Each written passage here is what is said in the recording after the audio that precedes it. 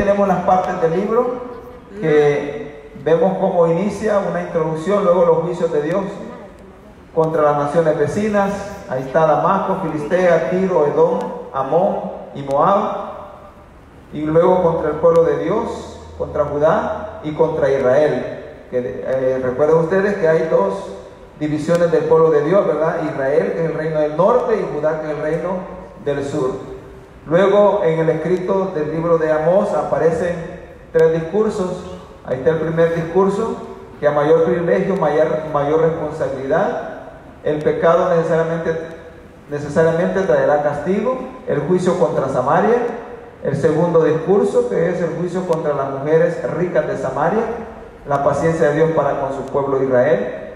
El tercer discurso habla de un canto fúnebre por la joven nación de Israel.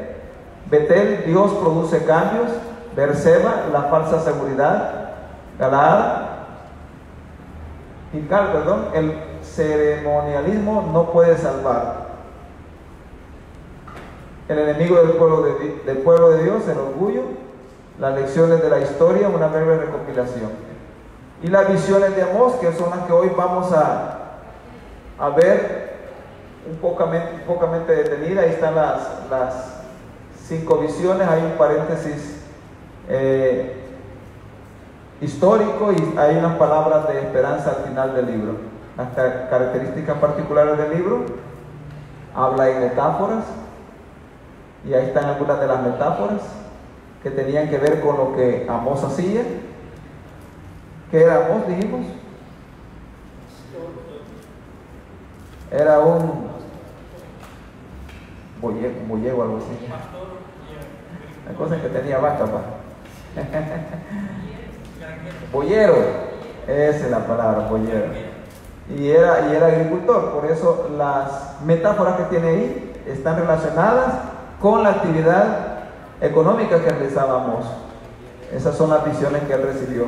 Y al final del primer estudio vimos Cristo en Amós, y ahí está en el 9:15 hablando del reinado de Jesucristo en el milenio. Y la completa restauración de Israel y recuperación de la tierra solo se cumplirá en la segunda venida de Cristo, el Mesías. Las características distintivas que las vimos en el segundo estudio del libro de Amós, ahí las tenemos. ¿Por qué la falta de interés en estudiar los profetas? Porque algunos dicen, ¿para qué voy a leer esos libros de los profetas si fue un mensaje para los pueblos antiguos? No tiene nada que ver con la vida de hoy del siglo XXI.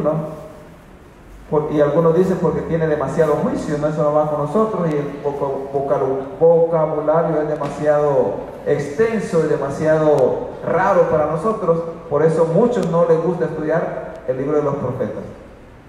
Y ahí están algunos escritos en Amós para el día de hoy. Hablamos de una sociedad consumista, el abuso laboral, la religiosidad, la inmoralidad. Son temas actuales que escribió Amós. Y ahí está un mapa de más o menos donde estaban ubicados los pueblos paganos que hablamos: Edom, Moab, Amón. Por este lado está Filistea, y por acá arriba está Damasco, que es Siria. Más abajo podemos ver, ahí está Filistea, miren, Filistea. Ajá, se acuerda de Dalila, el joven ahí. Y aquí está una forma más distribuida: Edom, Moab, Amón, Damasco. Por aquí está Tiro, ahí está Tiro, y aquí está Filistea, la franja de Gaza. Esas son las 6 naciones a las cuales Dios le habló a través de Amós. Veamos entonces ahora, hermanos, las profecías a Judá, a Israel y a las naciones vecinas. Capítulo 1. ¿Están conmigo? No sé si tienen alguna pregunta antes de continuar. ¿No hay? Empiezan los juicios o las profecías de Dios contra las naciones paganas. Versículo 3. Así ha dicho Jehová: por 3 pecados de Damasco y por el 4, no revocaré su castigo. ¿Lo leyó? Váyase conmigo al versículo 6 y mire lo que dice. Así ha dicho Jehová, por 3 pecados de Gaza y por el cuarto no revocaré su castigo. Lo mismo, ¿verdad? Vámonos al 9. Así ha dicho Jehová, por 3 pecados de Tiro y por el cuarto no revocaré su castigo. Versículo 11. Así ha dicho Jehová, por 3 pecados de Edom y por el cuarto no revocaré su castigo. Versículo 13. Así ha dicho Jehová, por 3 pecados de los hijos de Amón y por el cuarto no revocaré su castigo. Capítulo 2, versículo 1. Así ha dicho Jehová, por 3 pecados de Moab y por el cuarto no revocaré su castigo. Podría parecer, como decían algunos que no les gusta estudiar estos libros, es un vocabulario muy denso, repetitivo. Pero, ¿qué significa esto de los 3 pecados de Edom o de Moab o de las 6 naciones? No voy a revocar su castigo. Y aún por el cuarto dice. Los 3 pecados se refieren a los pecados conocidos, a los que aún en la Biblia algunos de esos se relatan. Y ahí vamos a ver algunas citas bíblicas en donde vemos la acción pecaminosa de algunos de estos pueblos. Y cuando dice, y por el cuarto, se refiere a los pecados que no están mencionados en la Biblia. ¿Está conmigo? Los 3 pecados, dice, se refieren a los mencionados, a los que están aquí en la Biblia. Y el cuarto dice, por los que no están mencionados aquí en la Biblia, o por los que no están registrados en la historia. A eso se refiere por los 3 pecados de tal ciudad, y aún por el cuarto se refiere a eso, ¿verdad? Los 3 son los que se conocen, los que están registrados, y el cuarto son los que la historia no los relata. Por eso aparece la misma frase para las 6 naciones paganas. Espero no confundirlos. Veamos la profecía contra las naciones vecinas. Por 3 pecados y el cuarto muchos pecados. Por eso dice, pecados, muchos pecados y un por los no mencionados en la profecía, es lo que les decía. La mayoría de los pecados de estas naciones fueron pecados de brutalidad y crueldad. Ahí podemos verlos en los versículos, no veo el primero, 16 va. No, capítulo 1, versículos 6, 9, 11 y 13. Ustedes pueden leer algunos de algunas de esas cosas que hicieron. Veamos en el capítulo 1, versículo 3, dice, porque trillaron a Galaad con trillos de hierro. Eso es un pecado mencionado de los 3 que hablan, y el cuarto es de los que no mencionan. Gaza dice, porque llevó cautivo a todo un pueblo para entregarlo a Edom. Los filisteos llevaron cautivo al pueblo de Dios y se lo entregaron a Edom. ¿Y Edom qué hizo? Lo maltrató. Y Edom, vamos a ver más adelante, son familia con el pueblo de Israel. Veamos en Tiro. Dice que, porque entregaron, versículo 9, porque entregaron a todo un pueblo cautivo a Edom y no se acordaron del pacto de hermanos. Versículo 11, dice, porque persiguió a espada a su hermano y violó todo afecto natural, y en su furor le ha robado siempre y perpetuamente ha guardado el rencor.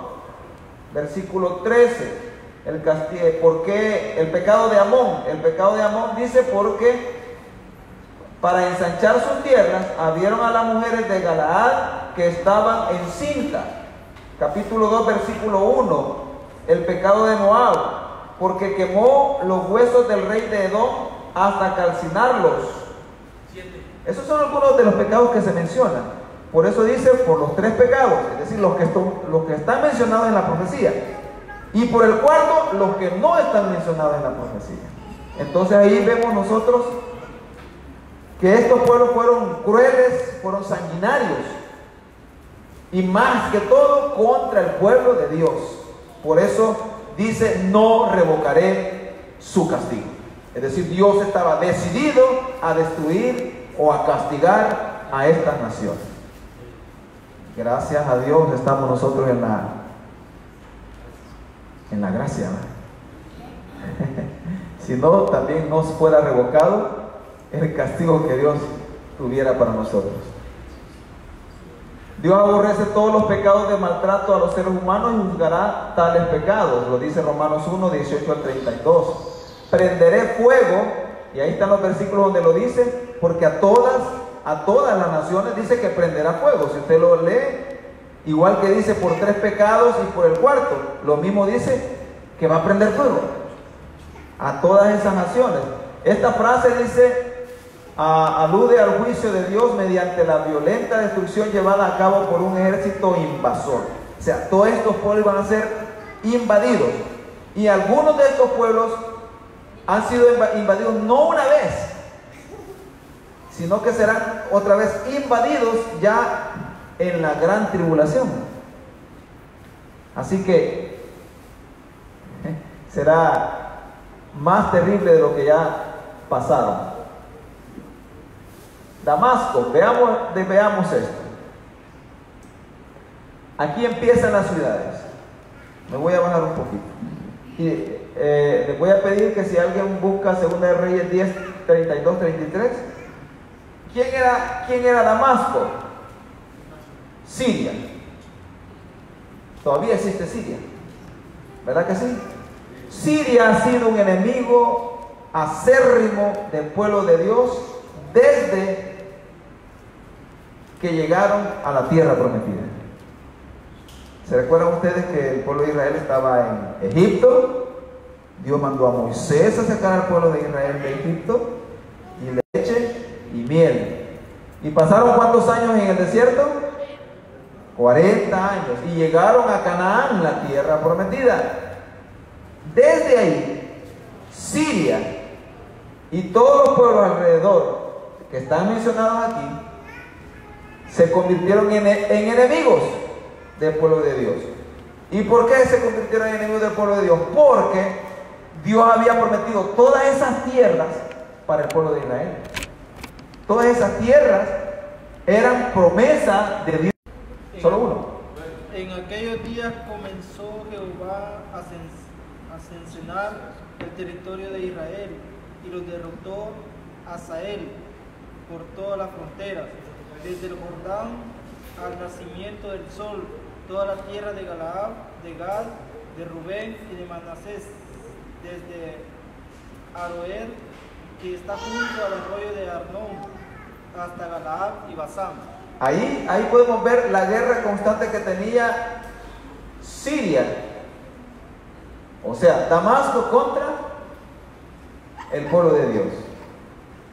Y si usted se recuerda, el pueblo de Asiria, que es los mismos sirios, fueron los que se llevaron cautivo a las 10 tribus, es decir, al reino del norte, llamado Israel. Israel, reino del norte, conocido también como Samaria, era fronterizo con Siria.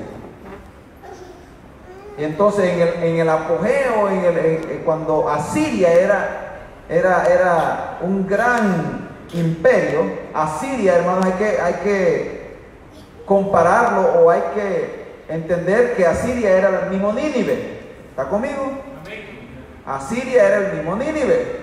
Por eso es que Jonás se enojó que Dios perdonara a Nínive, porque Dios ya había revelado quizás algo a Jonás, ¿verdad?, de lo que los asirios le iban a hacer al pueblo de Dios. Pero Dios los perdonó porque ellos se arrepintieron. Dios siempre es un Dios perdonador. Cuando nosotros nos acercamos a Él con un corazón sincero, Él nos perdona. Bien, vamos a la siguiente. Gaza. ¿Quién era Gaza? Filistea. Por las constantes guerras contra el pueblo de Dios. No sé si hoy o ayer estábamos oyendo la Biblia de que los filisteos se habían llevado la el arca del pacto. ¿Han leído ustedes esa parte de la Biblia? Que los filisteos se llevaron el arca del pacto y a una de sus 10 ciudades, no, 5 ciudades, a una de sus 5 ciudades. Y cuando el arca del pacto estaba en el templo del Dios de ellos, dice que por la mañana los meros filisteos se levantaban y veían a Dagón inclinado ante el arca del pacto. Y que luego les empezó a salir un montón de tumores en el cuerpo. Entonces ellos mandaron el arca del pacto a otra ciudad. Y lo mismo le pasó a los de esa otra ciudad. Hasta que un profeta por ahí les dijo, manden unos bueyes y se agarra para acá. Lo que quiero decir con esto es que Filistea, o sea, Gaza, siempre estuvo peleando contra Israel. ¿Se recuerdan, como dijo Choto, a Sansón? En el tiempo de los jueces, los filisteos eran uno de los pueblos que no dejaban tranquilos al pueblo de Israel. Y venía el pueblo de Israel y clamaba por protección, y venía Dios y mandaba un juez.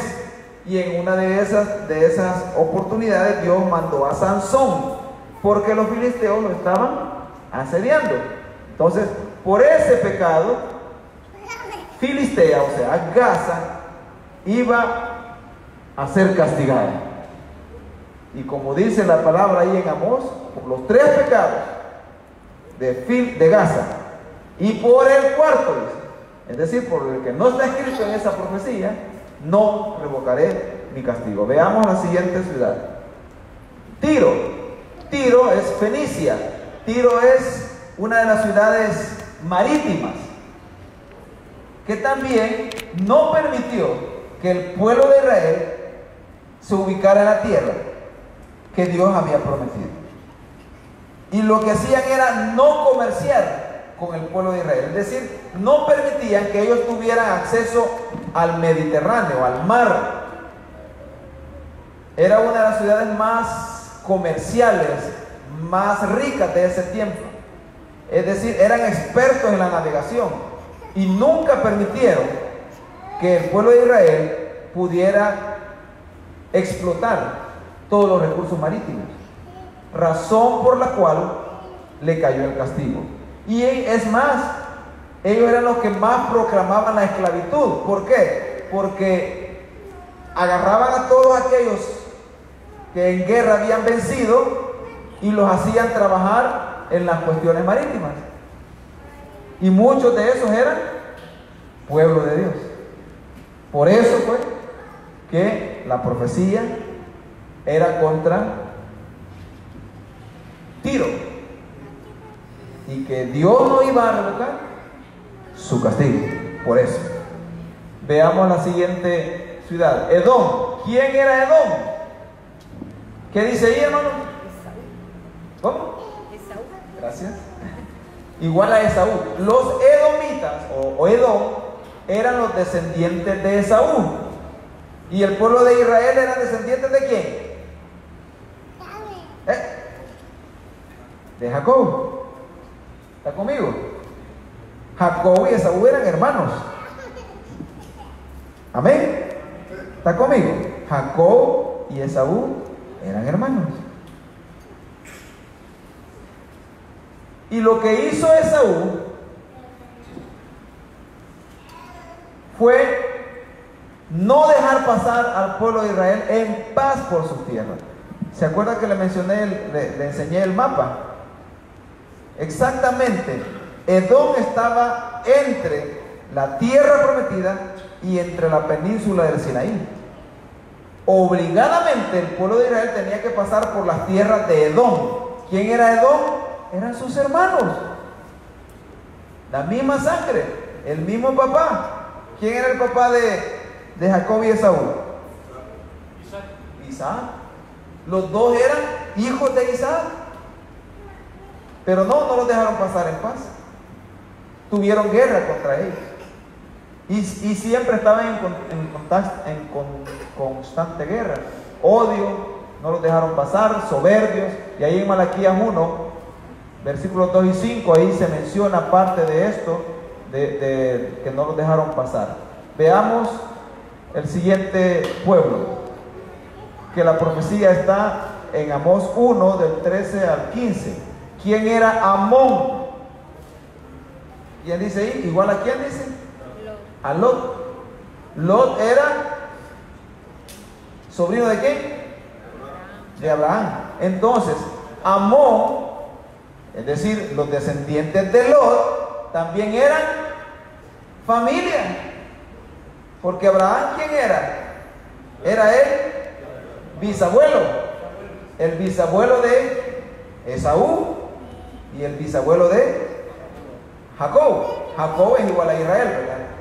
Que Dios le cambió el nombre. Ya no te llamarán más Jacob, ahora tu nombre será Israel. Entonces, eran familia. Allá de cuarto grado, pero eran familia. Y lo mismo hicieron.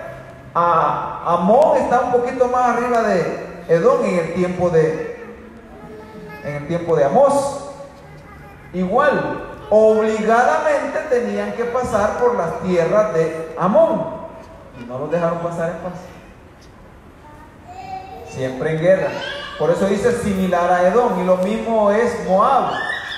Moab también eran descendientes de Lot. Y igual que Edom y Amón tuvieron guerra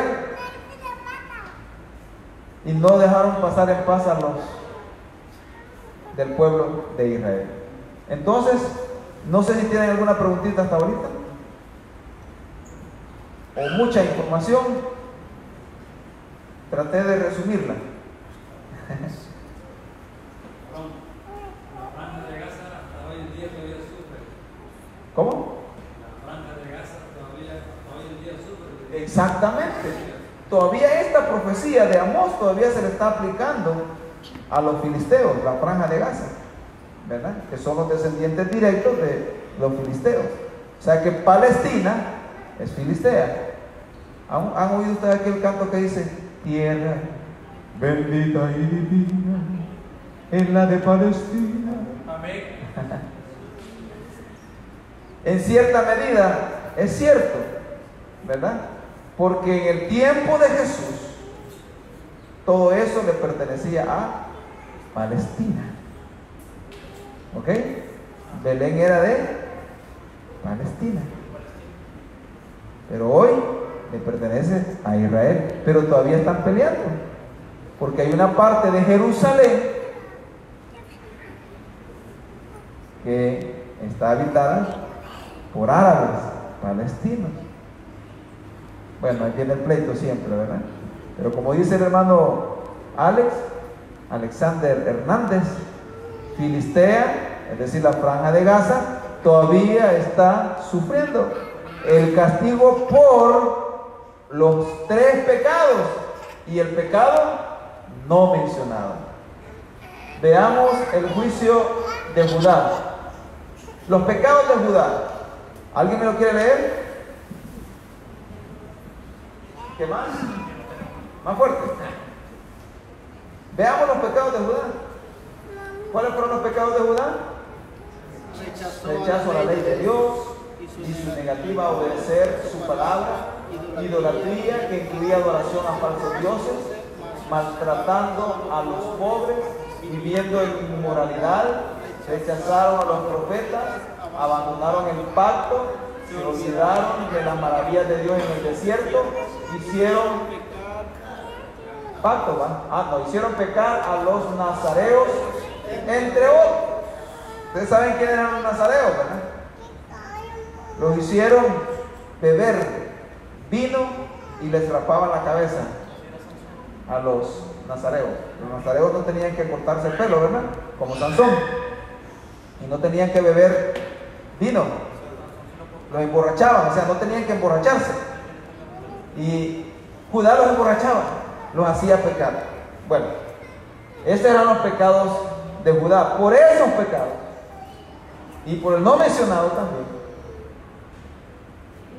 Sin embargo, Judá e Israel se les dio una oportunidad de arrepentirse, que no quisieron hacerlo. Nosotros, hermanos, como hijos de Dios, debemos de tener cuidado Debemos de tener cuidado porque Dios siempre nos va a llamar al arrepentimiento. Hablábamos en una sesión de pastores sobre, ¿cuál era el tema? La aflicción, sobre la aflicción. Muchos de nosotros, hermanos, Dios nos habla a través de su palabra, a través de la lectura de la Biblia. Y nos habla a veces de una predicación. Y muchas veces nosotros nos agachamos y decimos, eso no es para mí, es para el que está atrás. Y a veces es para nosotros, lo que Dios nos está diciendo. Y no hacemos caso. Algunos hacemos caso, algunos no hacemos caso. Cuando no hacemos caso, viene Dios y utiliza métodos un poquito más drásticos y utiliza la aflicción, que es uno de los métodos más usados por Dios. ¿Por qué creen ustedes que el pueblo de Judá y el pueblo de Israel se volvía a Dios en varias ocasiones, especialmente en el tiempo de los jueces? Porque Dios los afligía, le mandaba aflicción. Y entonces cuando ellos estaban afligidos, clamaban a Dios. Hermanos, usted y yo no debemos de esperar un juicio para volvernos a Dios. Usted y yo ya sabemos, ya entendemos qué es lo que tenemos que hacer y qué es lo que no tenemos que hacer. Y si nosotros no nos arrepentimos, no venimos a Dios cuando Él nos llama de buena forma, digámoslo así, de buena manera, ¿verdad? Dios nos va a mandar alguna aflicción.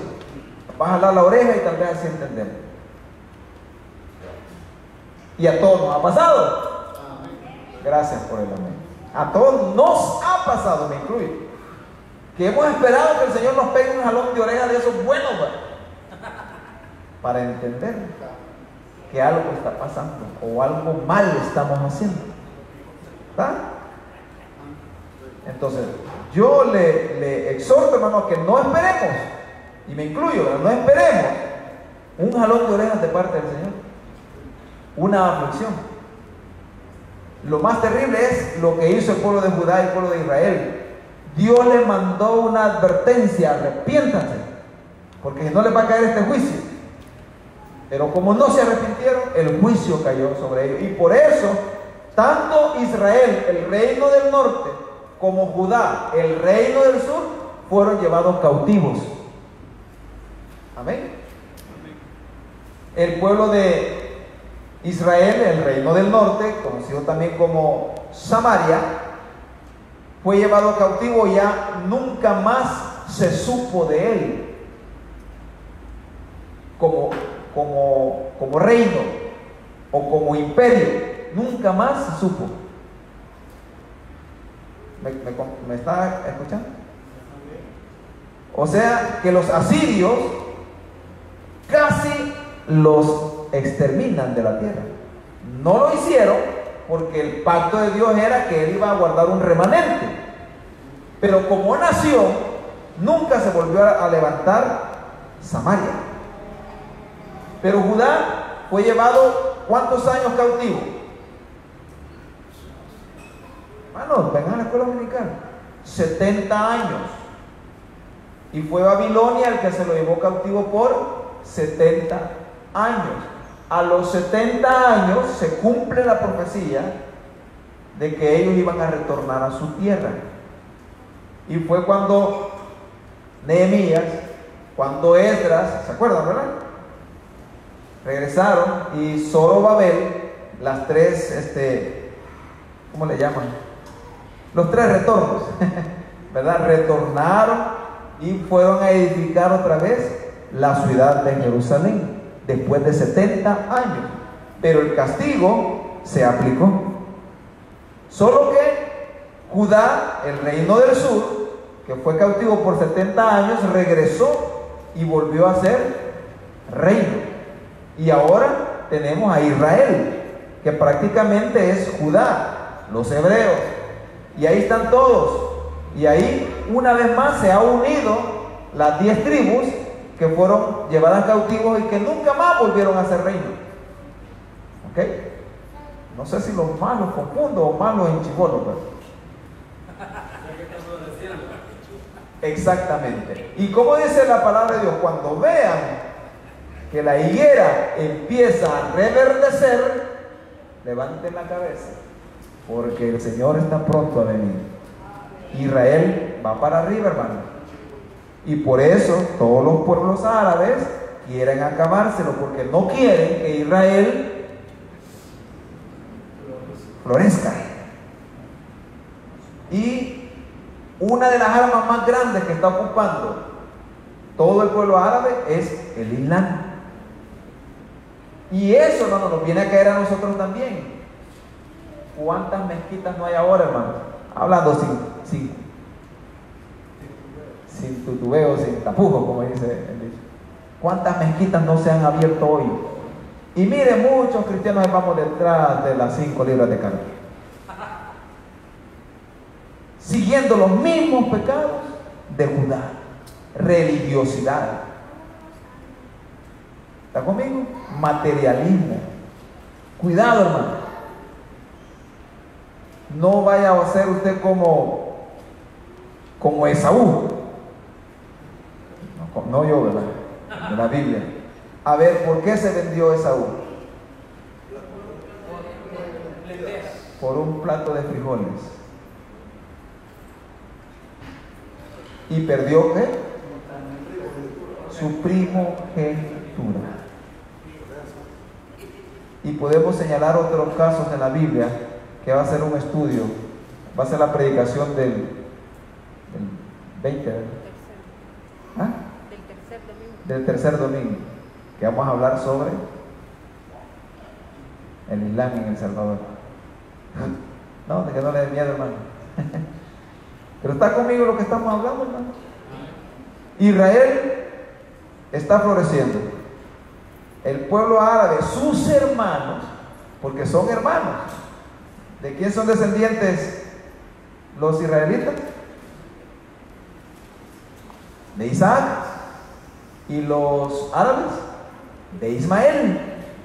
El mismo papá tienen, diferente mamá, pero el mismo papá. ¿Quién era el papá de Isaac? Abraham. ¿Y el papá de Ismael? Abraham.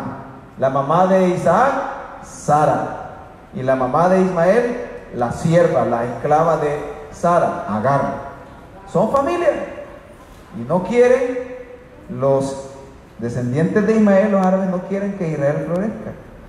Y lo que están haciendo es tratando de eliminar a Israel. Y como nosotros somos el Israel espiritual, también quieren destruirnos a nosotros a través de su mejor arma, por de pronto, que es la religión. Párate bien, mi hermano, porque la fe en Cristo no debe fallarte. Ya estaba cambiando de tema. Veamos ahora, dice, el cautiverio de Judá en manos de Babilonia por 70 años. Ahí está el juicio de Judá que decíamos. Veamos el juicio contra Israel, contra Samaria y los 3 discursos. El juicio contra Israel fue un enigma. Dice, un enigma vendrá. ¿Quién era ese enigma? Asiria, que vino y los llevó cautivos. Prácticamente los desapareció como nación, aunque no los destruyó a todos, como decimos. Sí, quedó un remanente, quedaría un remanente. En el 3:12 ahí lo dice. Veamos primero el 6:14. Amós 6:14 dice así: pues he aquí, oh casa de Israel, dice Jehová Dios de los ejércitos, levantaré yo sobre vosotros a una nación que os oprimirá desde la entrada de Hamat hasta el arroyo de Arabá. Es decir, todo el territorio de Israel, Samaria o el reino del norte. Y el 3:12 dice lo siguiente: así ha dicho Jehová, de la manera que el pastor libra de la boca del león 2 piernas o la punta de una oreja, Así escaparán los hijos de Israel que moran en Samaria, en el rincón de una cama y al lado de un lecho. ¿Entendió eso? Dice, así como se logra rescatar por lo menos una pata, un pie o una oreja, o aquel que por lo menos se logró esconder debajo de la cama, por lo menos a eso voy a librar, dice el Señor. ¿No le está diciendo? Es decir, un remanente, por lo menos voy a dejar un poquito de ustedes. No van a ser exterminados en su totalidad. Eso es lo que está diciendo este versículo. Que va a quedar un remanente. Pero así como dice que el león desgarra y se come casi todo el cuerpo, pero por lo menos un pie, una oreja, voy a salvar, dice el Señor. Amén. Por eso está diciendo que quedaría un remanente. Veamos el primer discurso. El primer discurso dice que mayor privilegio, mayor responsabilidad. Eso está en Amós 3, del 1 al 15. A mí me gustaría leerlo, pero se nos acabó el tiempo. Ahí dice el rugido de león. Así se llama el primer discurso, 3 del 1 al 15. Y está hablando que a mayor privilegio dice mayor responsabilidad. El pecado necesariamente trae castigo. El juicio contra Samaria. Eso habla en el primer discurso. En el segundo discurso, que está en el capítulo 4, versículos 1 al 13, está hablando sobre el juicio contra las mujeres ricas de Samaria. ¿Saben lo que hacían estas mujeres ricas? Parecían prostitutas. Cosas que Dios le había dicho que no se vistieran, que no anduvieran como las mujeres de los pueblos paganos. Y se daban con un hombre y con otro hombre. Habla también en este discurso de la paciencia de Dios para con su pueblo Israel. En el tercer discurso, Amós 5, del 1 al 6, todo el capítulo 5, y del versículo 1 del capítulo 6 hasta el 14, dice, habla de un canto fúnebre por la joven nación de Israel. Es decir, Dios llorando a su pueblo. Betel, Dios produce cambios. Todo eso habla del tercer discurso. Berseba, la falsa seguridad. Gilgal, el ceremonialismo no puede salvar. Es decir, el llegar así que no debemos de entrar de espalda a la iglesia, que no debemos de darle la espalda al altar, son ceremonialismos. Eso dice no puede salvar. Dice su palabra que a un corazón contrito y humillado no lo despreciarán. Amén. Y en eso está hablando el tercer discurso, sobre el ceremonialismo. El enemigo del pueblo, el orgullo. ¿Cuántos orgullosos hay aquí? No digan amén. Luego hay unas lecciones de la historia. Usted lo puede leer ahí. Ahí está las 5 visiones y el paréntesis histórico. 5 visiones. Amós, el primer profeta en recibir visiones apocalípticas. Es algo peculiar de Amós. El primer profeta en recibir visiones apocalípticas es Amós. También en recibir revelaciones visuales. El primero en recibir visiones fue Amós. ¿Se recuerdan ustedes que íbamos a ir estudiando los profetas en el orden cronológico? Es decir, desde el más antiguo hasta el más nuevo de los profetas. El más antiguo, ¿cuál fue? Noé, ¿verdad? Y luego fue Amós. Entonces, fue el primer profeta en recibir visiones.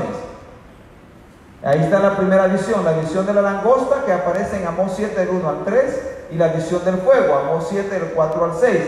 Y estas visiones hablan de castigo. La langosta destruye, el fuego quema. ¿Verdad que sí? Entonces estas visiones hablan del castigo. Ustedes pueden leerlas en su casa detenidamente. La langosta y el fuego representan hambre y destrucción. Por eso estas dos visiones, la visión de la langosta y la visión del fuego, son visiones de castigo, tanto para el pueblo de Israel, para el pueblo de Judá, como para las naciones paganas. Luego, después de estas dos visiones, hay un paréntesis histórico. En este paréntesis histórico, en el capítulo 7, está relatando el momento en que el rey el rey Amasías saca a Amós de las tierras de Israel. Por eso se le llama paréntesis históricos. Estos versículos revelan la razón por la cual Dios no se compadecería de Israel. ¿Por qué no se compadecería Dios de Israel? Porque despreció su palabra, porque mandó a sacar a los profetas, no le hizo caso a los profetas. Ahí está el rechazo a la palabra de Dios y a sus profetas. La visión de la plomada, la otra visión, en Amós 7, de 7 al 9, y la visión del canastillo de fruta de verano. Vea usted, estas dos visiones también tienen paralelismo y conciernen al mismo asunto. La plomada simboliza que Dios está midiendo y juzgando a su pueblo. Para eso se ocupa la plomada, ¿no? ¿Usted ha usado plomada, hermano? Sí. Ok. ¿Quién otro constructor ha usado plomada? Hermano Manuel ha usado plomada alguna vez. Yo como una plomada la ocupé como trompo nada más. Pero la plomada dice que simboliza que Dios está midiendo y juzgando a su pueblo. Y la fruta madura anuncia que Israel ha llegado a su fin. Una fruta madura se puede echar a perder si se madura mucho. Eso significa la visión del canastillo de fruta de verano, que Israel está llegando a su fin. En cada oportunidad Dios declara: no lo toleraré más, y describe la ruina venidera del pueblo. ¿Por qué? Porque el pueblo no se quiso arrepentir. Y la última visión, la visión del altar, está detallando la idolatría, que la idolatría conduciría a Israel a su destrucción. Dios destruiría todo indicio de idolatría. Y luego al final cierra el libro con las palabras de esperanza: el reinado de Cristo en el milenio, Apocalipsis capítulo 20. Eso es lo que trae. Veamos las conclusiones sobre las visiones. Dios aborrece el pecado y corrige a sus hijos para que dejen de pecado. Digan amén. Dios corrige a sus hijos para que dejemos de pecar. Dios escucha las oraciones de sus siervos y las contesta. Amén. Dios siempre da oportunidades de arrepentimiento. Dios hace cumplir sus juicios, pues tiene un plan mejor, un ideal más excelente, centrado en Cristo, al que siempre debemos de buscar y obedecer. Cuando Dios dice, lo voy a hacer, lo hace. Así que hay que tener cuidado, ¿no? Bueno, terminamos, parece. Hey, ahí está. Hermanos, yo en lo particular he aprendido bastante de este libro, de las palabras que Dios le dio a este profeta. No esperemos, hermanos, un estudio. No esperemos un estudio para aprender más de la palabra de Dios. Leamos la palabra de Dios y dejemos que el Espíritu Santo nos guíe. Oramos.